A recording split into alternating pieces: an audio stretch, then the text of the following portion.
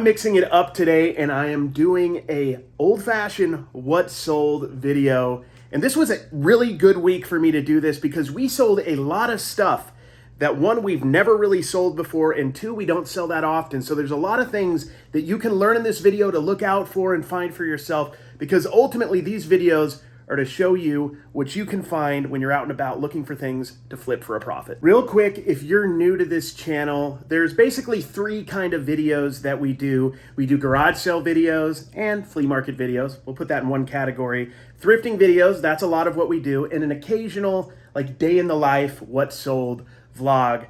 I don't typically ask you guys to sub or not. That's really up to you. Hopefully, this is how I like to think of it. If you like my content, you'll sub. If you like my videos, you'll watch. And hopefully you like both and you will sub and watch. If not, that's totally cool. I hope you get something out of this video nonetheless. We did have a lot of really eclectic and interesting sells this week, but the number one thing I sell on this eBay that me and Don sell on this eBay is my favorite thing in the world, and you all know about this. It's sports cards. Now, in like the last 10 days, give or take 10 days, I have started this new program called Card Dealer Pro on my computer, and it basically is an AI system where I can take photos that I took pictures of and send them in, and they can identify the cards, and it just, you know, there is some glitches, but still I'm able to post a lot quicker. I've went from under 1,000 listings about 10, 11, 12 days ago to almost at 1,500 listings just in that short amount of time, and that's mostly cards. We're listing all other types of stuff, but a lot of the major growth has come from cards. And to just give you an idea, ultimately my goal with cards is to do at least 50 card sales a day. Now, they're gonna range from $1, because I don't mind selling dollar cards. I typically can get cards sometimes for as low as pennies, all the way up to some cards, you know, are 12. You know, there's no big high-end cards that I really sold this week, but a lot of them are multi-quantity, and I can get this stuff on demand all the time at card shows, card shops locally. It's just, there's like an endless supply of the lower end cards, which I love to find and hunt for and to find the value in. Now, just so you can get an idea of like what I've sold just in the last, 48 hours, give or take, 34 different card sales in the last 48 hours. So we're building that up to where we're, you know, 15, 16 a day. I want to get that to 50 cards a day, and then mix in the cool and interesting stuff that we find at garage sales too. Many of you remember, I think it was just 8 days ago, when me and Don were out at garage sales and we found that Yadro collection. I think it was like 10, 11, 12 pieces, and we paid $80. So far, we have sold a majority of those. We still have the most expensive one left and another super expensive one left, but we sold a lot of them. I'll put them on the screen as I'm talking, and we've made over gross $240 on that. So minus fees and everything, we've more than doubled our money already, and we still have our $250 piece that hasn't sold, another $95 piece, and another low-end piece as well that are left. Now, Yadro has been around, I believe, for a long time. When I was growing up, my mom collected something called Armani, Giuseppe Armani, not the clothing designer, but the person who made statues. And they were kind of competitors with Yadro. Armani stuff is more detailed and kind of more realistic, where Yadro is kind of pastel colors and also glazing. You'll know them when you see them. There's a lot of clowns, a lot of just cool kind of cutesy stuff, and there is a certain aesthetic that you can see in these pictures that is similar along at least that era of Yadros. They can sell for good money. Now, of course, you're not going to always find them at those kind of prices. But if you can get a Yadro at $20 or $30 that's worth $90 or $100, that's something that's definitely doable at garage sales, flea markets, thrift stores, and even, you know, just, you know, local buys on Facebook. So look out for Yadro. Collectible statues are tricky.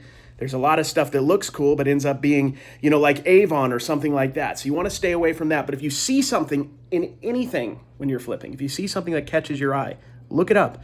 Don't be shy. Even if you're out in public at a garage sale, look it up. See if it's worth your time. Negotiate if you need to as well. So in the past, I've talked a little bit about staying away from McDonald's and Happy Meal kind of toys. And in general, as a general rule, I would stay away. But there is an exception with McDonald's that I do want to talk about, and that is 1980s McDonald's toys. Do you guys remember those transforming like Chicken McNugget and Shake toys that they used to have, or the Muppet Baby ones? There's a lot of them that if you can get them cheap enough and you put them in lots, they can sell for good money. just here, I think it was yesterday or the day before, we sold a lot of 3 classic McDonald's characters, I believe from the 1980s, the PVC plastic figures, in a lot for $10 or $9.99 plus shipping. Now, we got that in one of our toy bags. I'm sure they might have been spaced out in several different toy bags, honestly. We don't pay a lot of money for them, but if you find those and you're willing to lot them up, they could be worth some good money. So if you're looking at McDonald's or Happy Meal toys, think iconic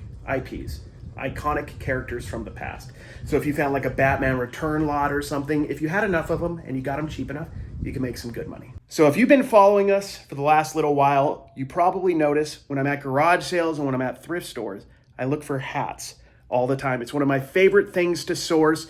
Typically, they're undervalued compared to what they're worth, and you can find them pretty much everywhere. One thing I noticed about thrifting and reselling across America is every place had hats, and almost all of them, almost, there were some places that were pricey, had some available at good prices. Now, we sold a hat just yesterday, a San Francisco 49ers hat, cool quality, kind of like a pleather leather kind of style. We got it, I believe, between $4 and $6, and that's basically the high end of what you want to pay for a hat, unless it's a vintage hat, and that's a lot more nuanced, and it depends on what the price is and what the value is. But in general, $15 to $20 is what I can sell most regular hats for, so I don't want to pay much more than $4 or $5 or $6 at the most.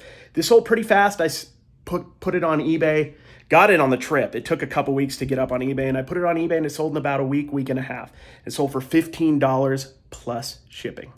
One thing I hope you gather from our channel is that bread and butter sales are key for, consistent reselling, okay?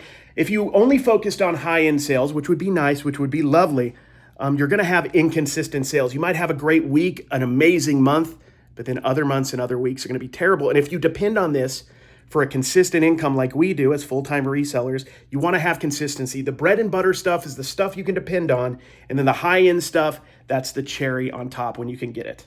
So the big sale this week that we had, or multiple sales that we had this week that I want to talk about, revolve around something I found at a thrift store back when we were thrifting across America. And honestly, I had no clue how good they were. Thankfully, I knew enough to buy them. I want to take you back to that clip when I found them, and then I want to tell you how much we sold these for this week. Pretty cool. These are 1970s, maybe early 1980s cards, like greeting cards and stuff, by, I believe, Beverly Clark. Most of them look like they were from her. $4.99 for the whole stack. I saw some going for $5, $6, some going upwards of like $20, $30, $40. I'm not sure what the difference is, but I'm going to get them. I can lot them together at the very least. So we've been home from our trip across America for over a month, I think, at this point. And to show you how little I thought of those, I hadn't even touched them. Dawn finally actually came across those in one of the totes or one of the boxes that we had filled with the stuff from the trip. And she started looking them up and doing further research. And she found that she could lot them in lots of 4 or 6. And it appeared they could go for really good money. We still weren't 100% sure how well they would do. Well, within basically hours of listing them, we started getting people who wanted them. And we sold and sold and sold. Dawn had a hard time listing them fast enough based on how many people wanted them. We had a couple people who were nearly kind of fighting over them. They weren't really fighting over them, but somebody sent an offer, and before we could even take that offer, it sold to somebody else, for example. So we ended up selling them in groups of 4 and 6. I don't know why we did it that way. Dawn can tell you that, but we sold them in lots of 4 and 6, and she made the right choice because we just killed it on these. So in just roughly a week, we have sold all but one lot on eBay for over $500. If you look at that video, we paid $4.99 for that bag. And I had no clue. And to be honest, and a lot of pickers and resellers won't tell you this, I'm not sure why they sold so well. But here's all you need to know as a reseller. You have to see trends and then capitalize on them. So if you see this brand out there, Betsy Clark, pick it up. I don't know if it'd be worth buying 1 or 2 or 3, but if you find a big lot, it actually probably would, because you wouldn't pay that much. It's one of those things that if you see at a yard sale or a thrift store, typically people aren't going to think they're worth anything.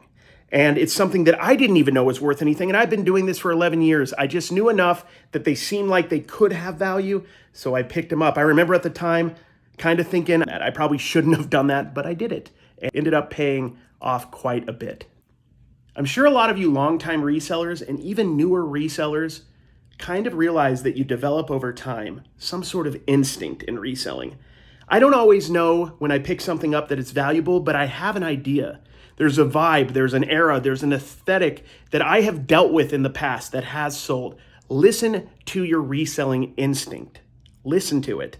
At the very least, give it enough heed, listen to it enough to take that item and look it up. Do a Google Lens search, look it up on eBay, and see if your instinct is correct. A lot of times you'd be surprised. And if it's cheap enough, you don't even have to look it up. That was $4.99. I figured I could sell those to people who just wanted greeting cards at a profit, because they're $3, $4 at the store. So there really was no way you could lose on that, and we really, really won. It was awesome. I'm proud of Dawn for listing all those, and I'm glad I picked those up. I learned something new, and I hope you guys can take this and go find some of these in your neighborhood and go make some money.